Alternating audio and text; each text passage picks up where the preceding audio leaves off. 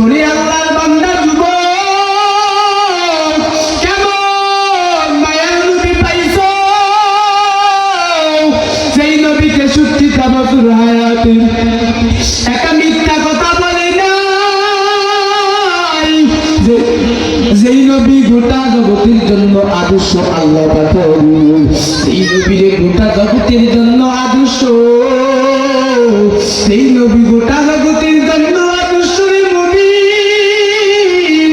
আল্লাহ নবীর পাঠাইয়া দিলেন। মক্কাতে আসার পর সমস্ত বেঈমানীরা আমার নবীর পিছে ঘুরে, ওই বেঈমানীরা আমার নবীর নাম দিয়েছে আল আমিন, আমার নবীর নাম দিয়েছে সত্যবাদী। তখন আমার নবী আমার আল্লাহর দাওয়াত দেয়, কুল আল্লাহু আহাদ, আল্লাহ এক। 33 কোটি দেবতার খোদার বিরোধিতা করেন। তখন বেঈমানীরা আমার নবীর উপরে অত্যাচার আরম্ভ করিয়া দেয়। তখন আমার নবীর উপরে নানা রকম অত্যাচার আরম্ভ করিয়া দেয়। ও আল্লাহর বান্দারা, ও যুবকেরা, ওরে নোয়াখালীর মুসলমান, আমার নবী আমার আল্লাহর দাওয়াত নিয়া ওই তায়েফের ময়দানে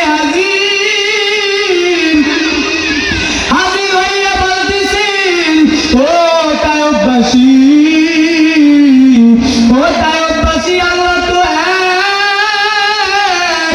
এক আল্লাহর দাওয়াত দেওয়া আরম্ভ করার পর ওই তায়েফবাসীরা আমার নবীকে মারতে আরম্ভ করলেন।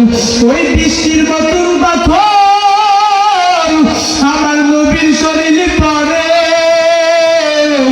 বৃষ্টির মতো পাথর আমার নবীর শরীরে পড়ে। তখন আমার মায়ের নবীর কাছে জিবরাইল হাজির, জিবরাইল হাজির, আপনি খালি একবার বলেন, আমি তায়েফবাসীদের উল্টা দিব। ও পয়গম্বর একবার বলেন, আমার আল্লাহ পাঠাইছেন, আপনি একবার বলেন, আমি তায়েফবাসীদের উল্টা দিব, আমি তায়েফবাসীদের উল্টা দিব, তায়েফবাসীদের ধ্বংস করিয়া দিব। মায়ার নবী কয়, জিবরাইল না, তুমি তায়েফবাসীরে কিছু করিও না, তুমি তায়েফবাসীরে কিছু করিও না। ওই তায়েফবাসীরে কিছু করলি, তায়েফবাসীরে পারলে আমি নবী কার কাছে যাব, বলে আমি মুহাম্মদ কার কাছে দিনের দাওয়াত দিব, আমি তো অন্ধ মানুষের মতো না, কারণ আমি তো জগতের জন্য রহমান, আমি জগতের জন্য রহমান। আল্লাহ রহমত স্বরূপ পাঠাইছেন, আল্লাহ গজবের জন্য পাঠাই নাই। আমার তায়েফবাসী মারুক কাটুক যাই করো, আমি তায়েফবাসীর উপরে বর্তমান দিব না, বরং নবী হাত করে দোয়া করেন, আমাদের দয়াল মালিক, হায় আল্লাহ আপনি তায়েফবাসীর হৃদয় দেন, হায় আল্লাহ তায়েফবাসীর কবুল করিয়া দেন, হায় আল্লাহ তায়েফবাসীর হৃদয় দিয়ে দেন, হায় আল্লাহ তায়েফবাসীর বুঝিয়া দেন। ও আল্লাহ, তারা আমাকে মেরেছে, তারা কাঁদে না, হায় আল্লাহ তারা আমাকে মেরেছে, তারা আমার মাবুদ, হায় আল্লাহ তারা আমাকে মেরেছে, তারা বুঝতে পারে না। ও আল্লাহ, আপনি তাদের ভিতরে বুঝতেন, ও আল্লাহ আপনি তাদের উপরে বুঝতে দেন, ও আল্লাহ আপনি তাদের ভিতরে বুঝতেন। আমার নবী এভাবে কান্না করে, ও আল্লাহর বান্দা যুবক, ও পাকদারানের আম্মা জানিরা, ওই নবী পাইয়া যদি বাহাদুরি করো, ওই নবী পাইয়া যদি আদর্শওয়ালা না হও, ওই নবী পাইয়া যদি কাটে ইবাদত না করো, ওই নবী পাইয়া যদি মুহাব্বত